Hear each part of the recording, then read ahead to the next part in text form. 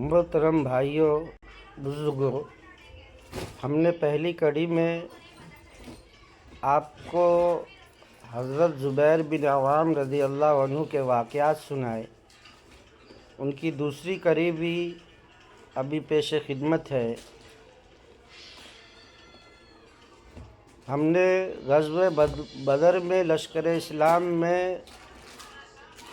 صرف 2 گھوڑے تھے واقعے پہ ختم کیے تھے کہ بائیں بازو کے واحد گھڑسوار مقداد بن اسود رضی اللہ عنہ تھے اور دائیں بازو کے واحد گھڑسوار زبیر رضی اللہ عنہ تھے جو زرد امامہ پہنے ہوئے تھے۔ اس کی آخری کی کڑی اس سے آخری کڑی سماعت فرمائے۔ یہ دیکھ کر حضرت صلی اللہ علیہ وسلم نے فرمایا کہ فرشتے بھی زبیر کے لباس میں نازل ہوئے ہیں۔ مدینہ ہجرت سے کچھ پہلے حضرت ابوبکر صدیق رضی اللہ عنہ کی صاحبزادی اسماء رضی اللہ عنہا سے نکاح ہوا۔ ہجرت کے بعد ان کے ہاں عبداللہ بن زبیر رضی اللہ عنہ کی ولادت ہوئی۔ یہ مہاجرین میں پہلی نرینہ اولاد تھی جس کی بڑی خوشی منائی گئی۔ غزوہ خندق کے موقع پر حضرت صلی اللہ علیہ وسلم نے بنو قریظہ کے یہودیوں کی سرگرمیوں سے مطلع رہنے کے لیے فرمایا۔ بنو قریظہ کی خبر کون لائے گا؟ آپ علیہ السلام نے اعلان کیا کہ بنو قریظہ کی خبر کون لائے گا؟ حضرت زبیر رضی اللہ عنہ نے فوراً خود کو پیش کر دیا۔ حضرت صلی اللہ علیہ وسلم نے اس موقع پر فرمایا، ہر نبی کا ایک حواری ہوتا ہے، میرا حواری زبیر ہے۔ اس جنگ میں ایک موقع پر ان کی سرفروشی اور جانبازی دیکھ کر حضور صلی اللہ علیہ وسلم نے بے ساختہ فرمایا تھا، میرے ماں باپ تجھ پر قربان۔ غزوہ خیبر میں یہودی پہلوان مرحب قتل ہوا تو اس کے بعد اس کا بھائی یاسر مسلمانوں کو للکارنے لگا۔ حضرت زبیر رضی اللہ عنہ نے اس سے لڑنے نکلے اور اسے جہنم واصل کر دیا۔ فتح مکہ میں آپ حضور صلی اللہ علیہ وسلم کے خاص دستے کے علم بردار تھے۔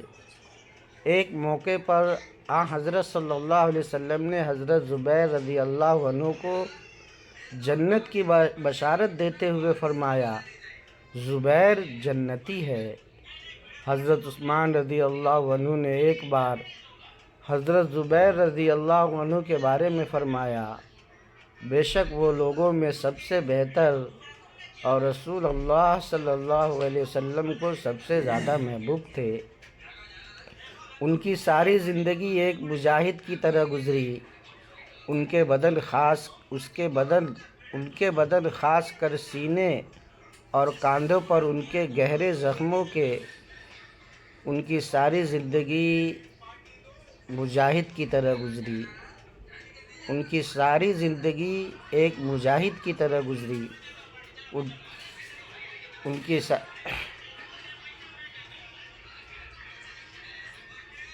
ان کے گہرے زخموں کے نشانات گڑھوں کی صورت میں باقی تھے جو جہاد میں انہیں لگتے رہتے۔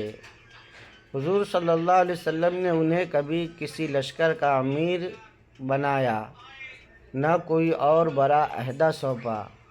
یہی طرز عمل ان کے ساتھ خلفائے راشدین کا رہا۔ حضرت زبیر رضی اللہ عنہ اپنے مقام و مرتبے کے باوجود ایک معمولی افسر کی طرح جہاد میں حصہ لیتے رہے، جو ان کے اخلاص کامل کی واضح دلیل ہے۔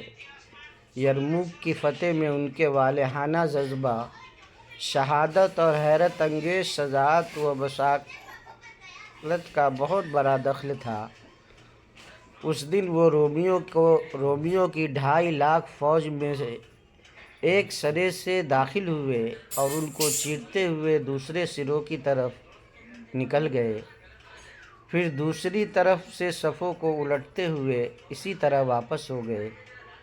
اس دوران ایک جگہ رومیوں نے ان کو گھوڑے کی لگام کو پکڑ کر گھیر لیا۔ ان کے حملے سے زبیر رضی اللہ عنہ زخمی ہوئے، مگر شیر کی طرح لڑتے ہوئے انہیں مار کاٹ کر نرگے سے نکل آئے۔ اس وقت ان کے کاندھے پر گردن کے پاس ایک بہت گہرا زخم لگ چکا تھا۔ بدر میں لگنے والی زخم کے بعد گردن کا یہ دوسرا زخم تھا جو کبھی نہ بھر سکا۔ ان کے چھوٹے بچے ان گڑھوں میں انگلیاں ڈال کر کھیلا کرتے تھے۔ ان کی تلوار کی دھار جنگوں میں بکثرت استعمال ہونے کی وجہ سے دانے دار ہو گئی تھی۔